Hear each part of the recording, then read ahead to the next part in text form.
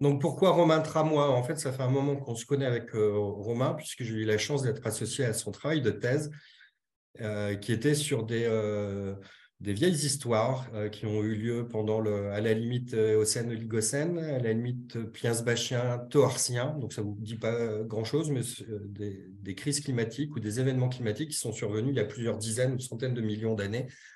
Et on avait interagi sur la manière de décrire, de décrypter ces changements climatiques. Et puis, comme moi, il a dévié vers des problématiques plus actuelles. Et, hasard ou pas, il travaille maintenant au LESU, qui est un des laboratoires partenaires du projet EGOO, avec une démarche qu'on n'avait pas envisagée ou qu'on n'avait pas identifiée au départ dans le projet, mais on aimerait bien agréger Romain au projet. Enfin, c'est plus ou moins fait déjà. Et donc, on en parlera peut-être à la fin de ton exposé, Romain. Mais c'est un peu le sel du projet EGOO. Il y a ce qu'on avait prévu et il y a ce qu'on va faire qui s'adapte au gré des interactions qu'on a avec tous les partenaires, SIAP, Ville de Paris, des laboratoires de recherche qui ne sont pas impliqués, qui n'étaient pas impliqués encore, ou des chercheurs qui n'étaient pas impliqués. Et puis, il y a aussi un volet participatif avec les citoyens. Voilà, Nada, j'ai terminé. Ça te convient, Romain? Voilà, je vais faire une courte présentation de l'actualité du projet.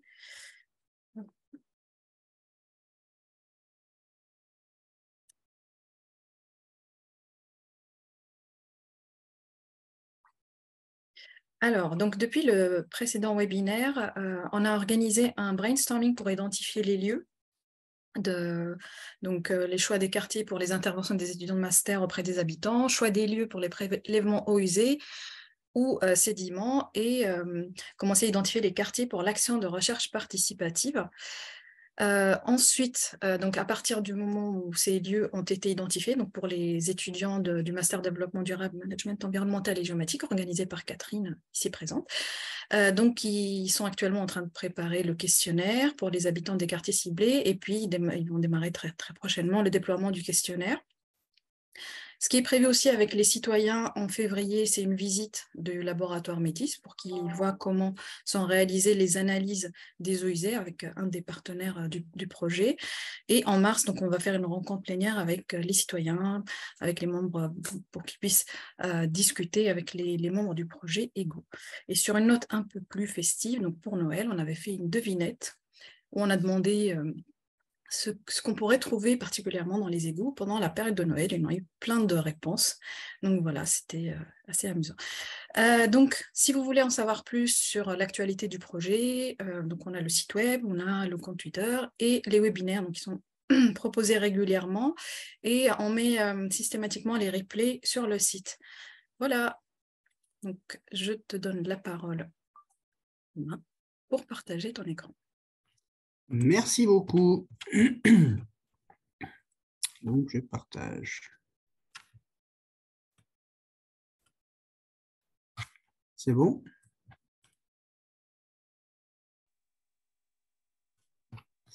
Hop.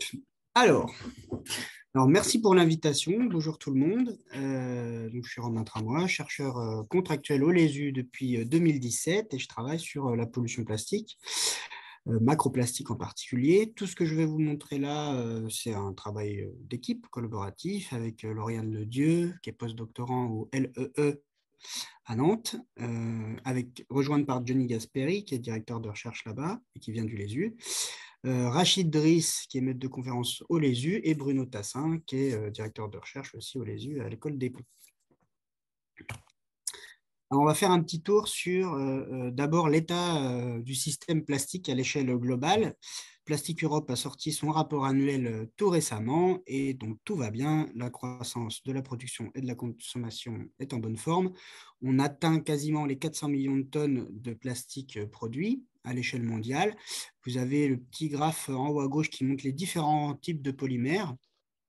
et à droite, les différents secteurs économiques qui sont concernés par cette production, ces usages de plastique, avec en grande partie donc, les emballages qui représentent la majeure partie des plastiques utilisés.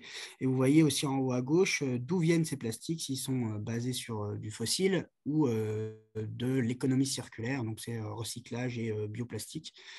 Plus de 90% des plastiques fabriqués aujourd'hui viennent encore du fossile. Mais bon, de toute façon, on aurait bien du mal de les faire venir d'origine biologique. Et vous avez en bas la grande courbe de croissance de cette production depuis les années 50, avec ici, on considère aussi les fibres. C'est pour ça qu'on dépasse les 400 millions de tonnes à horizon 2022. Donc, c'est une croissance exponentielle et qui est très, très rapide par rapport à d'autres type de croissance exponentielle dans l'utilisation des ressources, par exemple, comme l'énergie, les métaux, etc.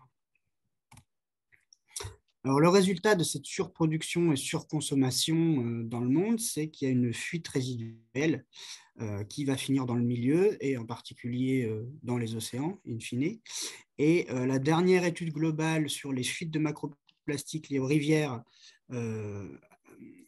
dans les océans, c'est Meilleur Cetal 2021 qui ont montré que 80% des flux mondiaux de macroplastiques sont issus de 1500 rivières, de plus de 1500 rivières. Donc, si vous voulez écrêter ces flux de manière curative, il faudrait s'occuper de presque de plus de 1500 rivières à l'échelle mondiale. Donc, c'est un très, très gros travail. Et ça représente de l'ordre du million de tonnes de macroplastiques déversés dans les océans dans le monde. À l'échelle européenne, le même genre d'étude a montré que là, on était à quelques milliers de tonnes seulement de macroplastiques déversés par les rivières. Et donc, les principales sources de ces macroplastiques sont issues de l'Asie du Sud-Est, avec des pays très peuplés, plus ou moins en développement, donc avec une forte consommation de plastique, mais pas avec des infrastructures qui permettent de les collecter et de les gérer. Vous avez dans le petit encadré là qui représente l'Europe les différents types de plastique comptés en fait à la surface des rivières. Donc, c'est ce qui a permis de calibrer les modèles pour faire des estimations de flux à l'échelle européenne.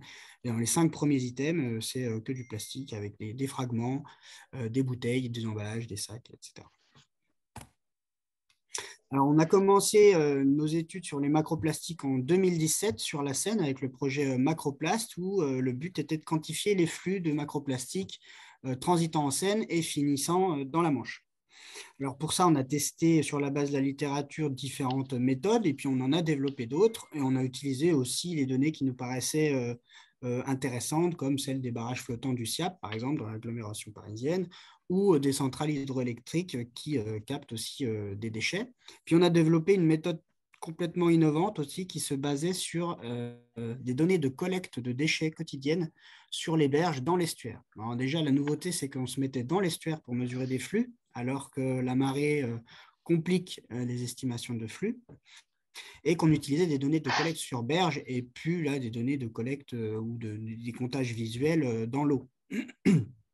Et donc, pour estimer les flux à la mer, on a regardé combien était collecté sur les berges et on a estimé la proportion qui n'était pas collectée en rejetant des déchets plastiques marqués et en faisant des traçages GPS pour voir quelle proportion des déchets étaient à nouveau retrouvés sur les berges. Et donc, la proportion qui n'était pas retrouvée, c'est ce qu'on a déterminé comme finissant à la mer. Et avec cette approche-là, on est arrivé à environ 100 à 200 tonnes de macroplastiques par an déversés en mer, potentiellement, à l'échelle du bassin de la Seine, ce qui représente aux alentours de 10 grammes, c'est l'ordre de grandeur, 10 grammes par habitant par an. Donc ça, c'est un ordre de grandeur qu'on va avoir en tête. Et l'autre résultat phare de ce projet, c'était donc les suivis GPS de macrodéchets dans la Seine qui ont montré un transfert complètement chaotique de la terre à la mer à cause des marées justement qui font faire des allers-retours aux déchets flottants et même aux déchets subflottants, voire aux déchets qui coulent, qu'on retrouve quand même sur les berges parce qu'ils vont se prendre dans des végétaux, etc. Et donc ils vont être échoués sur les berges dans les laisses de Seine. Et donc les estuaires à marée sont des zones où les déchets vont s'accumuler jusqu'à plusieurs décennies et donc potentiellement se fragmenter en plus petits plastiques. Et donc les macros vont devenir des micros et être exportés en mer déjà sous forme de microplastiques. Donc à la suite de ça, le ministère de la transition écologique, qui était notre financeur pour Macroplast, nous a demandé de plancher sur 2 autres axes dans la continuité de ses travaux. D'abord, la mise en place d'indicateurs de la pollution en macrodéchets en rivière. Donc, pour faire suite aux préconisations de l'ONU sur la nécessité de monitoring pour alimenter les politiques publiques à l'échelle globale et viser la réduction des macrodéchets plastiques Ça va ton épaule? dans l'environnement. Ah, il y a Guillaume, il y a un micro, merci.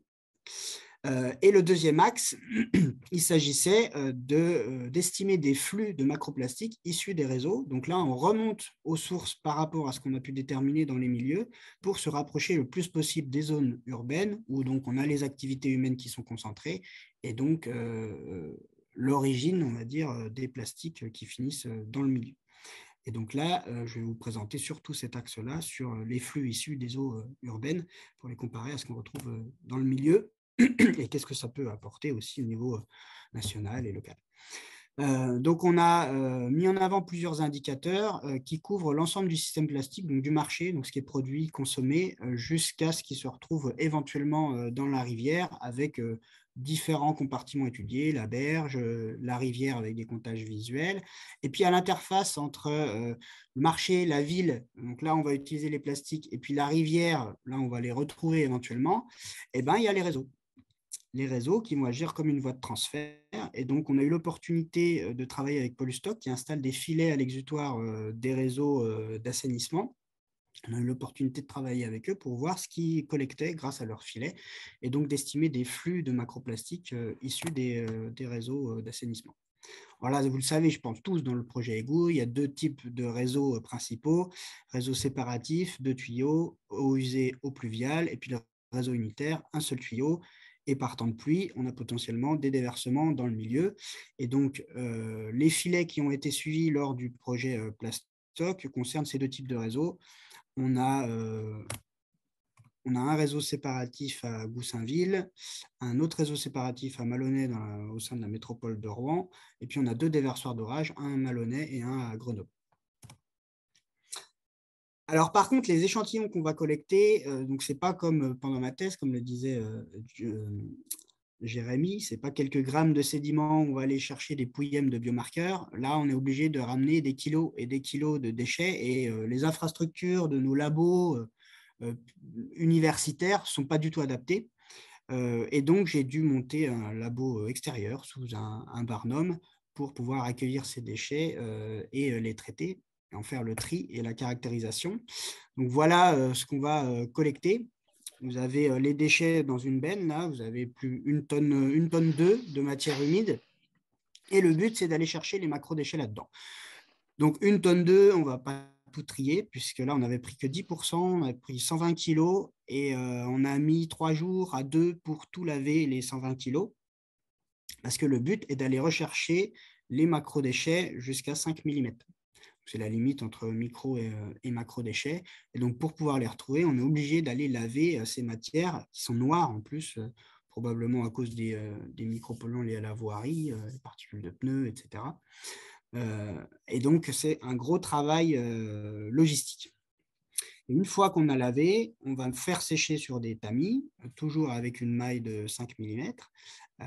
Et ensuite, on va trier et caractériser ces déchets selon la classification OSPAR des CSMM, qui a évolué aujourd'hui une nouvelle liste qu'on appelle la J-list, et qui nous permet de trier ces déchets selon des catégories et leurs usages et leurs secteurs économiques respectifs. On va compter chaque déchet et on va peser chaque catégorie, ce qui va nous donner donc des résultats en nombre et en masse de déchets. Voilà les différents sites. Donc, je dit Goussainville dans le 95, réseau pluvial. Malonnet, près de Rouen, réseau pluvial et un réseau, j'ai mis mix parce qu'en fait, il y a un bout de pluvial et puis des déverseurs d'orage qui sont branchés dessus. Et Grenoble, un réseau unitaire avec un déversoir d'orage équipé. Goussainville et Grenoble, c'est les 2 plus gros sites. Goussainville, c'est entre 15 et 30 000 habitants à peu près. Grenoble, plus de 16 000. Et Malonnet, c'est des tout petits sites, c'est quelques centaines d'habitants. Et on a fait des suivis quasiment sur 1 an pour tous. Alors, à part à Grenoble, on n'a eu que 2 échantillons qui comptent pour 6 mois.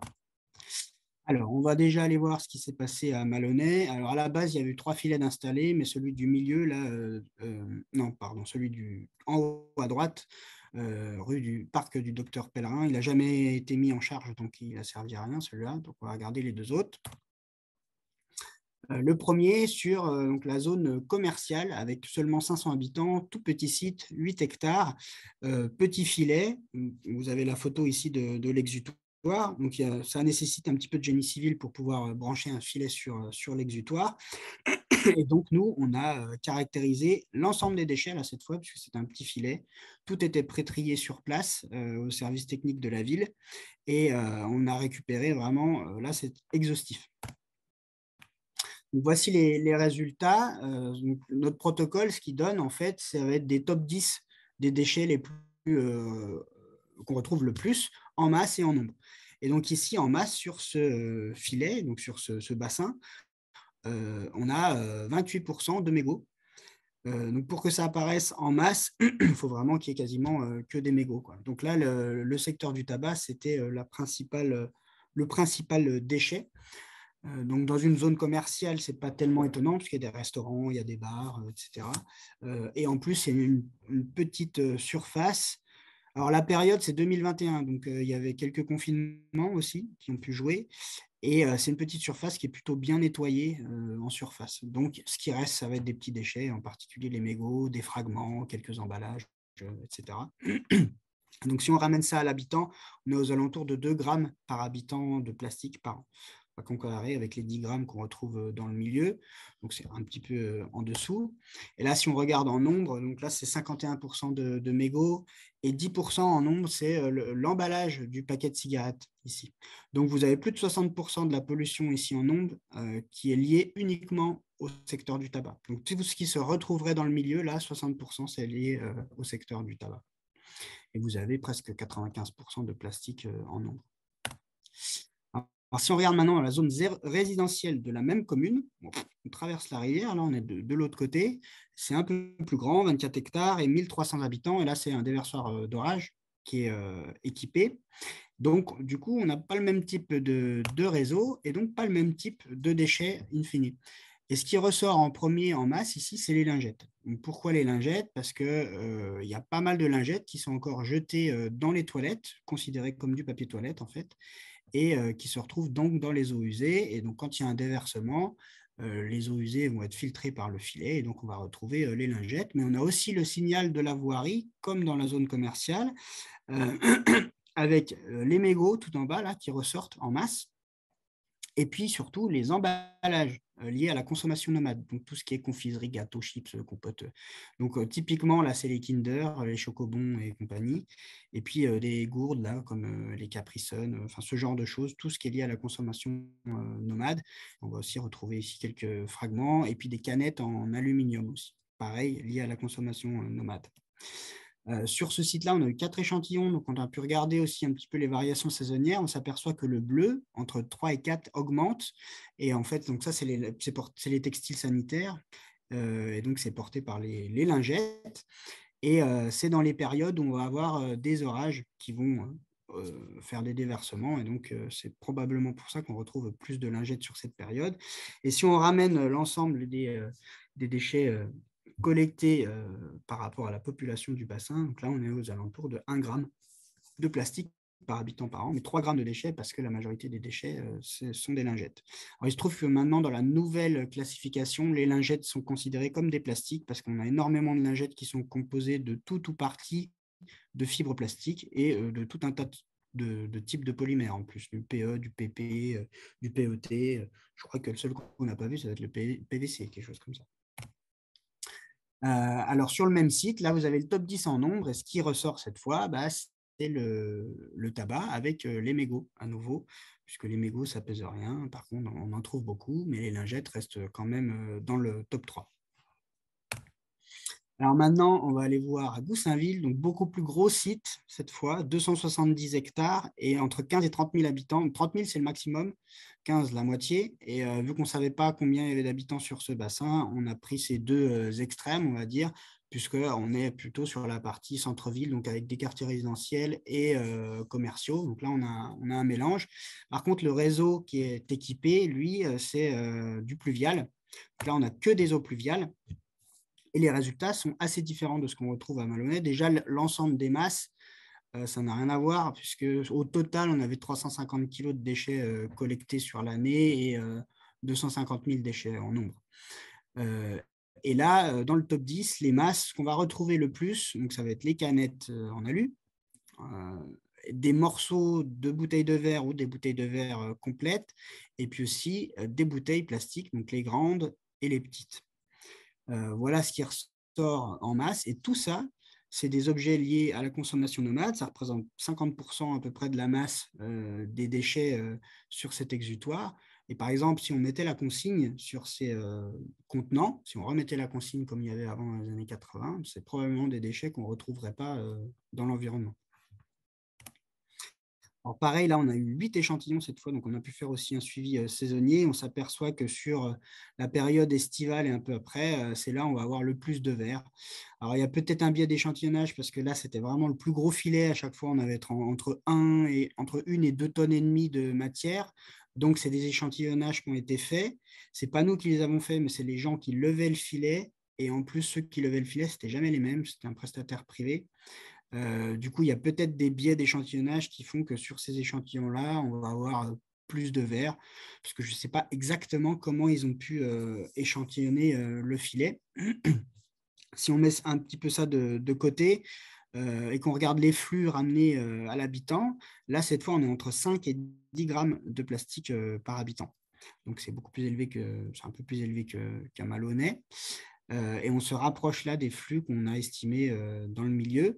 Alors, la différence avec le site de Maloney, c'est qu'à Goussainville, au niveau de la voirie, tous les avaloirs sont ouverts. Il n'y a pas de grille, c'est vraiment des bouches béantes. Et donc, c'est pour ça qu'on va avoir des plus gros objets comme des bouteilles en verre, des canettes et des grandes bouteilles en plastique.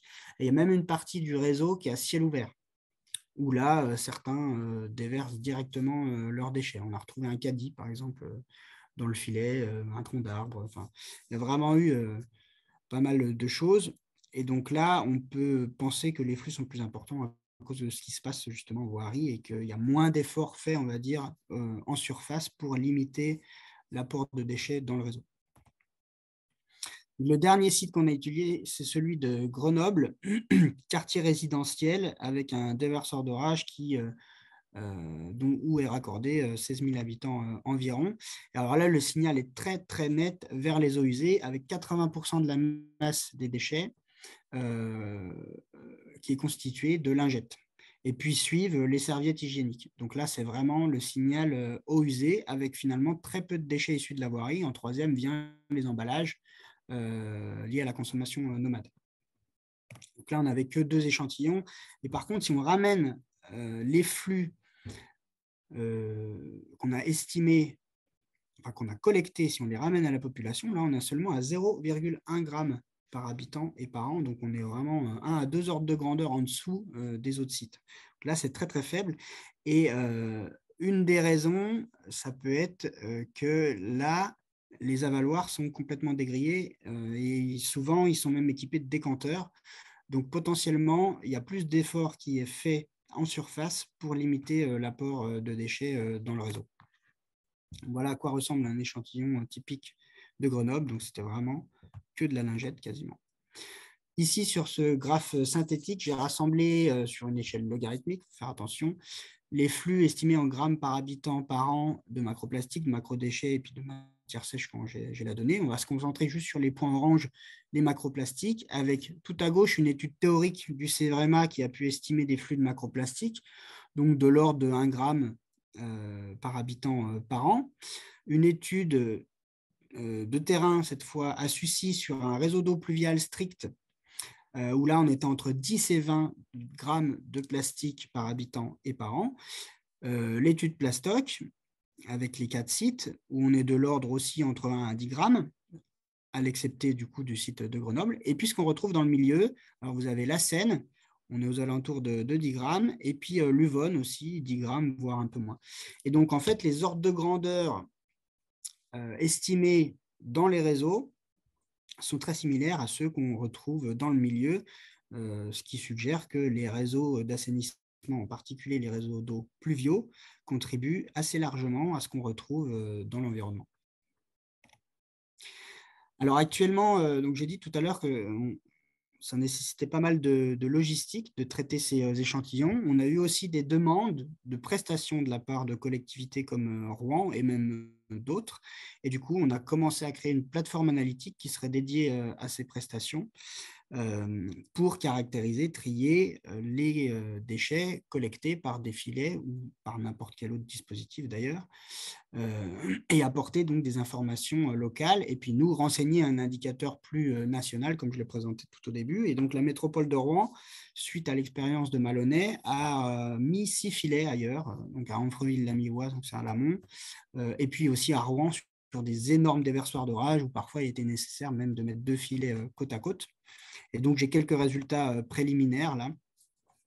Vous avez ici Maromme, qui est une commune aussi de la métropole, filet qui s'est rempli entre le 16 novembre et le 11 avril, donc ça fait 5 mois à peu près. C'est PL, donc c'est du pluvial. Et là, on a clairement donc, le signal du pluvial avec les emballages qui ressortent en nombre, et puis les emballages liés au tabac et à la consommation nomade, et qu'on retrouve également dans le top 10 en masse. Là, il faut multiplier les données par 3 pour avoir l'ensemble du filet. Donc, vous voyez qu'ici, en nombre, on a quelques centaines d'objets, et puis en masse, c'est quelques centaines de grammes. Donc, c'est vraiment pas beaucoup en fait, de déchets qui sont collectés ici sur ce bassin. Là, un autre exemple, en Fromines-la-Vivois, c'est sur un déversoir d'orage cette fois. Donc, on retrouve à nouveau les signaux eau usée avec les lingettes. Et puis les emballages de confiserie pour la voirie, le tabac aussi. Ici, si on regarde les masses, vous avez la céramique qui ressort parce qu'en fait, il y avait seulement 3 objets, mais c'était des tuiles en céramique, donc lourdes, donc plus d'1 kilo. Donc, c'est elles qui vont prendre toute la masse, mais derrière, suit les lingettes. Et ici, sur ce bassin, localement, c'est l'endroit où on a retrouvé le plus d'emballages de préservatifs. Et il se trouve qu'ils étaient tous de la même marque. Donc là, il y a quelque chose de très local, un signal un peu particulier qu'on n'avait jamais vu jusqu'à présent, qui peuvent renseigner peut-être sur des pratiques en surface. Donc il me semble que c'est ce qui intéresse aussi dans le projet Égout, essayer de remonter à des modes de vie ou des pratiques en surface. On a un autre exemple ici avec un déo qui est juste à côté, mais qui est du coup un bassin adjacent, toujours sur le même site. On va voir encore les lingettes, mais là, cette fois, on retrouve énormément de sacs à crottes de chien.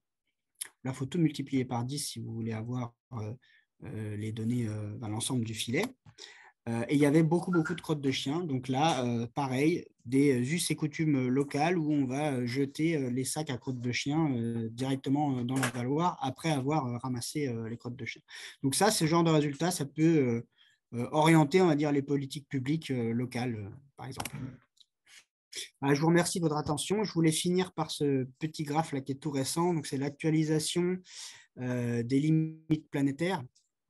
Et les plastiques font partie de la limite de Novel Entities qui a récemment été quantifiée. Donc, on a déjà exposé les compteurs, ce qui n'est pas étonnant au vu donc de la croissance de la production et de l'usage des plastiques, mais surtout du fait que ce sont des matières chimiques qui ne s'insèrent pas dans les cycles biogéochimiques naturels, d'où la grande préoccupation internationale sur le sujet en ce moment.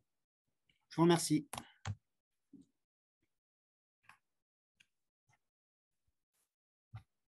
Merci à toi, Romain, c'était super intéressant. Est-ce qu'il y a des questions, des remarques?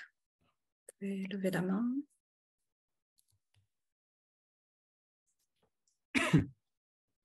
Tout était très clair. Guillaume, si je peux me permettre une petite remarque ou petite question, surtout sur le réseau d'eau pluviale. Je crois que c'est de Goussainville, c'est ça? Où vous avez collecté uniquement sur de l'eau pluviale et sur les données que vous avez collectées, on s'aperçoit qu'il y a énormément de lingettes aussi. Le marqueur lingette est énormément présent. Est-ce que vous avez une analyse par rapport à cette situation? Parce qu'on convient que effectivement la grosse problématique des eaux usées, et on le voit bien sur le déversoir d'orage, c'est la présence importante de lingettes qui sont directement rejetées dans le tout à l'égout.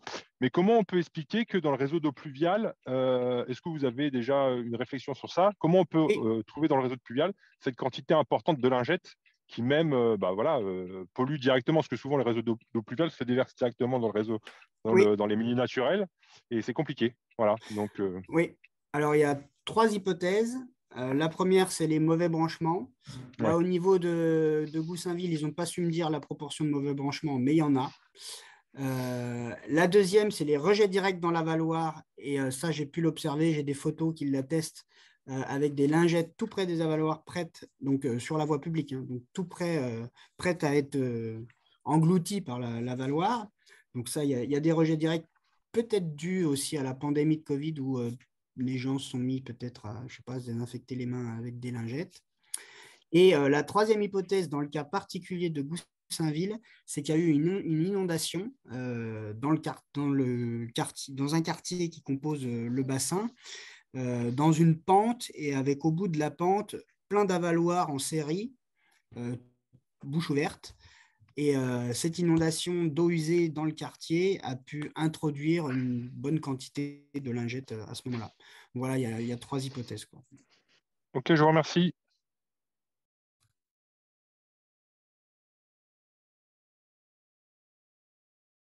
En fait, vu le type de déchets, par exemple les gourdes, les emballages de biscuits, de gâteaux, c'est peut-être le moment du goûter, quand les enfants jouent, ils mangent et puis ils balancent ça un peu partout. Après, se lavent Ouais, les mains avec les lingettes.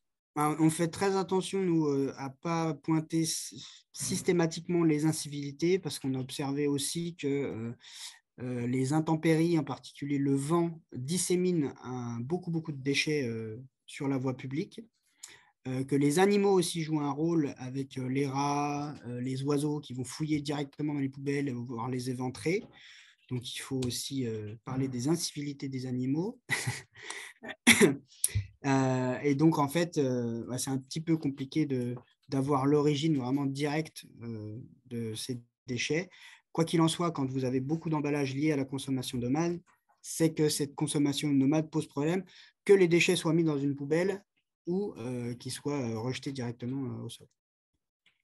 Excuse-moi Jérémy, ce qui pourrait vous intéresser, vous, particulièrement pour Égout, c'est l'exemple de Grenoble. J'en ai pas parlé parce que c'était assez anecdotique, mais j'ai trouvé des petits pochons de cannabis avec le marketing du gang local du quartier du Mistral que j'ai retrouvé sur Telegram. Et donc, dans ce quartier résidentiel, là, vous avez probablement des gens qui vont se fournir dans le quartier à côté, qui reviennent consommer. Et puis, évidemment, c'est un truc qu'il ne faut pas garder, quoi. Donc, on travaille avec des sociologues aussi qui expliquent qu'il y a certains déchets qui se retrouvent dans l'environnement, soit parce qu'ils sont honteux, d'origine illégale, etc. Et donc, ça peut faire partie, ça peut aider aussi à voir qu'est-ce qui se passe en surface, mode de consommation et puis mode de vie, quoi. Et là, ça reprend votre exemple favori, la drogue. Ouais, c'est pas forcément l'exemple qu'on souhaite à chaque fois mettre en avant, parce que c'est pas forcément notre exemple favori. Moi, je suis assez convaincu par l'approche que tu as montrée. Alors, j'ai plein de questions, mais je vais tout de suite aller sur une question de mise en œuvre et de faisabilité dans le cadre du projet Égout. Pourquoi? Parce qu'on a plusieurs agents de la ville de Paris et notamment du STEA, et peut-être qu'ils pourront aussi répondre à la question de la faisabilité. Dans Égout, ce qu'on souhaite faire, c'est du spatial et du temporel, montrer des disparités spatiales et des variations temporelles. Il y a aussi des actions de recherche qui sont prévues avec les citoyens, mesurer et mesurer ce qu'ils nous demanderont de mesurer. Ce sera peut-être des macro-déchets, et être capable de relier une mesure avec un changement de pratique.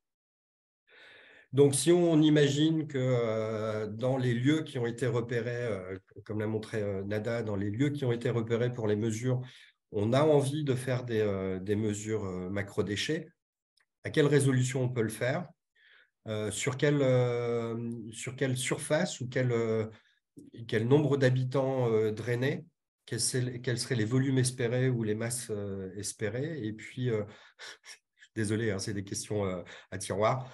Qu'est-ce qu'on peut espérer aussi comme différence dans les cortèges de macrodéchets par rapport soit au type de population, soit au type d'activité dans les lieux du résidentiel ou des activités tertiaires ou industrielles.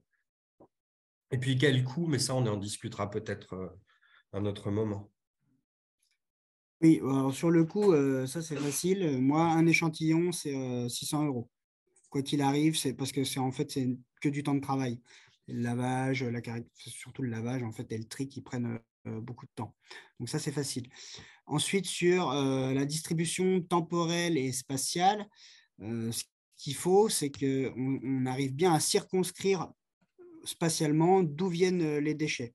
Et en discutant avec toi, tu m'avais dit que des fois, il y avait des cascades un petit peu et qu'il y avait des déchets, en tout cas des eaux qui pouvaient venir d'autres bassins, etc. Et donc ça peut compliquer un petit peu à l'interprétation des résultats. Ouais, mais on a une Camille qui a fait un gros travail aussi Ouais, là-dessus. et ben à partir du moment où spatialement, tu as un endroit qui est circonscrit, après au niveau temporel, on peut faire ce qu'on veut, quoi. À partir du moment où il y a une pluie et qui amène des déchets, allons-y, on peut collecter. J'ai envie de dire que plus on en collecte, mieux c'est. Et du coup, les échantillons seront plus petits. Et à partir du moment où c'est plus petit, en plus, c'est moins cher. Après, là, c'est pas du filet. Je pense pas qu'on va mettre des filets. Du coup, peut-être qu'on peut ramasser sur place uniquement les macrodéchets. Alors là, du coup, ça coûterait rien. Enfin, ça irait très vite parce que j'aurais pas à laver autant de matière que quand on collecte dans les filets. Donc moi, je ferais une fréquence plus importante. Ouais. Ouais, sur les conditions de mise en œuvre dans le réseau d'assainissement de Paris, c'est pour ça que je profite qu'il y ait des agents du STEA. Je ne sais pas ce qui est possible de faire. Si on peut Ouais, moi non plus. En récupérer plus, je n'ai pas visité, donc je ne sais pas à quoi ça ressemble, je ne sais pas qu'est-ce qu'on peut mettre. En plus, donc là, c'est le dos unitaire à chaque fois. Euh, donc ouais, faut voir. Bon, tout est possible, hein, on peut discuter de toute façon. Et puis le mieux, c'est d'aller voir sur place, hein, et puis de discuter avec les agents qui, eux, connaissent bien leur endroit, ils savent à peu près les volumes. Moi, j'en ai aucune idée là des volumes sur Paris, je ne peux pas dire. Ça dépend aussi de ce qui se passe en surface, hein, parce que si tout est dégrillé en surface, qu'il y a des avaloirs à décanteurs, qu'il y a du nettoyage qui est fait, je pense que dans le 16e, par exemple, tu n'auras pas la même quantité de déchets dans les réseaux que dans le 20e, par exemple. Parce que dans le 16e, ça nettoie beaucoup, et puis dans le 20e, un peu moins. Voilà, c'est une hypothèse de départ. Ensuite, sur les types de déchets, je suis désolé de revenir à ça, mais on peut s'attendre à trouver aussi des objets liés à la consommation de drogue dans certains quartiers, en particulier les quartiers là, dont on avait parlé dans le nord de Paris, peut-être, des seringues par exemple, ce genre de choses. Quoique ça, j'en ai encore jamais trouvé dans les filets.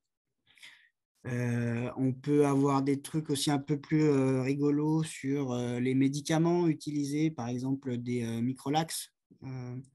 Donc ça, c'est un traitement contre la constipation. Je pense que ça peut vouloir dire en surface si dans un quartier, il y en a plus que d'autres. Peut-être les personnes âgées, par exemple, ce genre de choses. Sur les habitudes de consommation nomades, peut-être qu'on peut avoir des données un petit peu plus sociologiques là, sur les types de produits consommés. Si on a par exemple, je ne sais pas moi, les chocobons, les Capri Sun, etc. Ça coûte relativement cher, je ne sais pas trop. Enfin, voilà, il y a, en gros, il faut regarder et puis et ensuite essayer d'interpréter. On a souvent des surprises, hein. Les sacs à crottes de chiens, par exemple, le bassin d'Arcachon, ils ont mis des filets aussi, c'est ce qu'ils retrouvent le plus. Et ils pensaient que c'était lié aux touristes. Puis finalement, c'est toute l'année. Donc ça se trouve, c'est juste la petite mamie qui va promener son chien tous les jours et qui met le sac à crottes dans l'avaloir, quoi. Donc on a vraiment des trucs particuliers comme ça. Oui, Guillaume. Oui, après, c'était pour apporter un petit peu sur le réseau parisien. Ce qui pourrait être éventuellement possible, c'est de localiser des réseaux pluviales canalisés qui se déversent par la suite, qui collectent plusieurs bouches d'égouts sélectives et après qui vont se déverser directement soit sur un petit collecteur, soit sur un grand collecteur. Et là, c'est totalement pertinent de mettre un filet et pouvoir faire une recherche plus approfondie ou du moins une collecte plus approfondie. Ça permettrait au moins d'épurer déjà toute la partie Voirie. au chat. Ouais. Voilà, exactement. Et c'est vraiment sur ces réseaux canalisés, souvent c'est sur des espaces vivants, type les Halles, type République, où il y a quand même beaucoup d'usagers, beaucoup de piétons, dont une source de pollution assez importante. Et donc voilà, donc c'est peut-être une hypothèse à réfléchir. Parce que Ouais, c'est intéressant. mettre des filets sur des branchements particuliers, à mon avis, ça va vite être problématique. Ah ouais, non, Et faut pas. après, ouais, ou Ça sinon après colmate. ouais, voilà. Après, sinon sur certains secteurs, on a ce qu'on appelle aussi des dégrilleurs qui Ouais. permettent de faire un pré-traitement. Et nous, on collecte dans des bennes, hein, on vide ces dégrilleurs dans des bennes. Et pourquoi ne pas valoriser aussi peut-être cette donnée Tout à par fait. rapport au bassin versant? Ça Ouais. peut être déjà intéressant parce que le travail est déjà fait de collecte. Ouais. On l'a déjà fait sur les dégrilleurs, là, ce que je présentais vite fait. Ouais, Les c'est ça. résultats de l'Uvonne, ça vient de dégrilleurs. Ouais. Ouais, c'est ça. Donc, pas de problème pour analyser ça aussi. Camille, on a la localisation des grillards. Faudrait que je regarde là tout de suite. Maintenant, je peux pas te dire. Je suis pas sûre.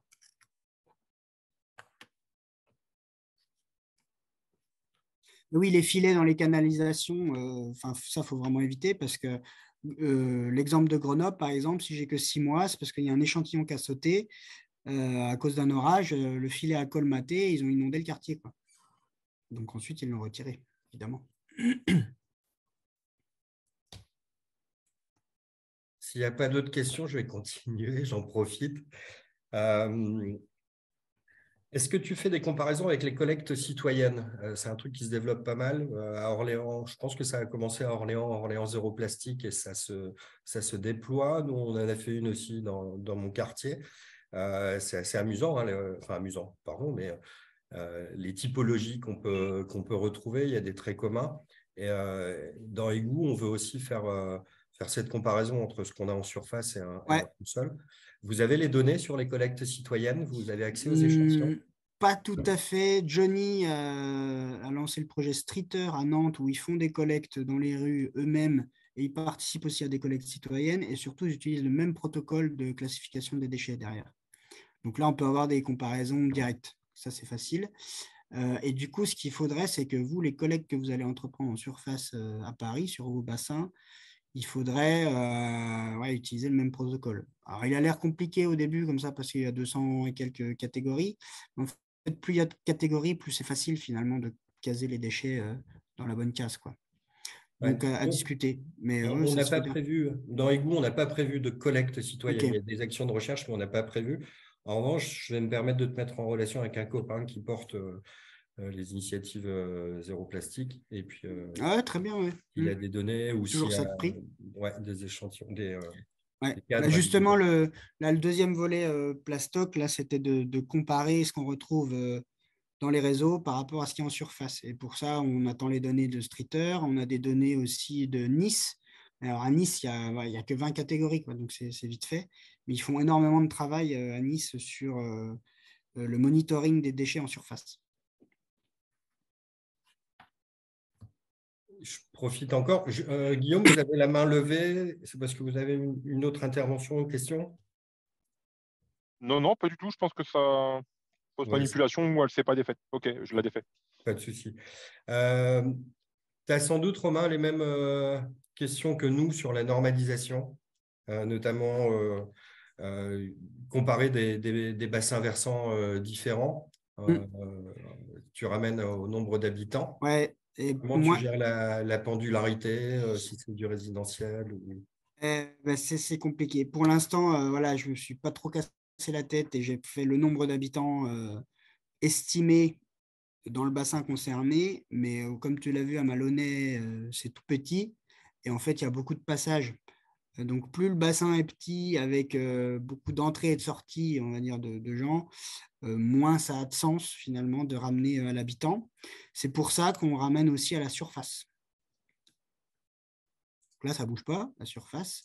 Alors, soit la surface totale du bassin en hectares, j'avais aussi des flux dans la présentation, je n'ai pas détaillé, mais exprimé en grammes par hectare, ou même en kilogrammes par hectare. Et on peut ramener ça aussi en hectares, en grammes par hectare imperméabilisés. Mais ça, c'est plus compliqué d'avoir la donnée, quoi. En général, dans les publis, ils sortent des grammes par hectare, surface totale de bassin. Voilà comment on peut s'en sortir et du coup, après, essayer d'interpréter les différences en fonction de ce qu'on sait, quoi. Donc, l'occupation des sols, résidentiels, commerciales, etc. La fréquentation des lieux. Évidemment, tout à l'heure, Guillaume parlait de la place de la République. Bon, je vois bien comment c'est. Il y a énormément de passages, quoi. Donc, ce n'est pas le nombre d'habitants autour de la place de la République là, qui va nous renseigner sur les potentiels flux de déchets qu'on va retrouver dans le réseau à cet endroit-là, quoi. Des données de fréquentation, ça pourrait être pas mal. Je ne sais pas si ça existe, mais peut-être. Ouais, peut-être via les opérateurs téléphoniques, si les données sont ouvertes. Comme il n'y a pas de main levée, j'en profite encore. Tout ça, c'est du macro. Ouais. À la base, on est sédimentologue. Camille est aussi sédimentologue. On n'a pas encore, Camille n'a pas encore décidé quel traceur elle regarderait dans les sédiments. Elle a quelques idées, mais il y a un tel panel monstrueux. On peut supposer qu'il y a des micros plastiques dans ces sédiments. Vous le faites ou pas, les micros? Oui, dans les sédiments, oui. Ok. Donc Camille, si elle choisit d'étudier les plastiques, ouais, ça fait beaucoup. C'est bien, Camille. Ah ouais, là c'est lourd. Bah, c'est pas elle qui fera, hein, probablement. Elle donnera les échantillons. Ouais.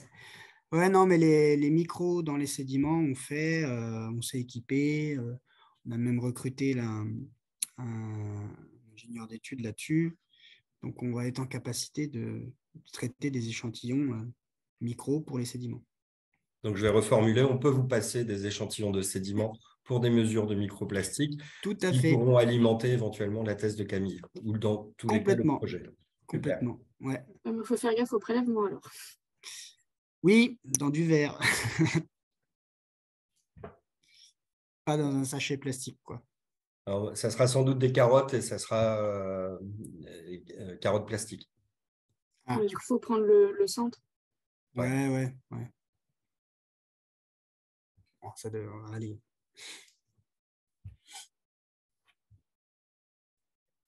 Est-ce qu'il y a d'autres questions, commentaires concernant l'exposé de Romain? En plus, sur les microplastiques, ça serait bien qu'on puisse regarder les particules de pneus.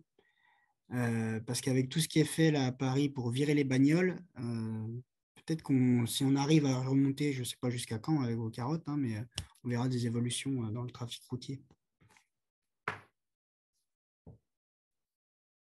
Bon, c'est peut-être un peu con de passer par là, parce que c'est des données qu'on peut avoir par ailleurs.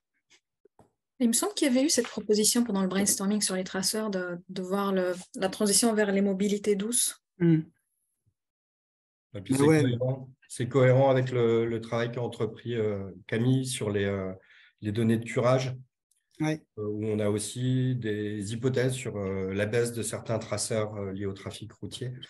Ça pourrait compléter. Après, on ne pense pas avec Camille qu'on ait des carottes qui permettent de remonter suffisamment loin dans le temps. Oui. Au mieux 2 ans, je pense. Ah oui, ouais.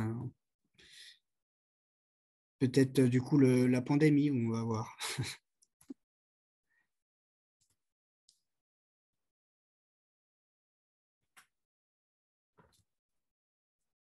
Voilà, donc merci beaucoup pour ce passionnant webinaire. Merci à tous et toutes pour votre participation et à une prochaine rencontre, prochain webinaire. Merci beaucoup. Bon appétit tout le monde. Bon appétit. Bon appétit. Merci, au revoir.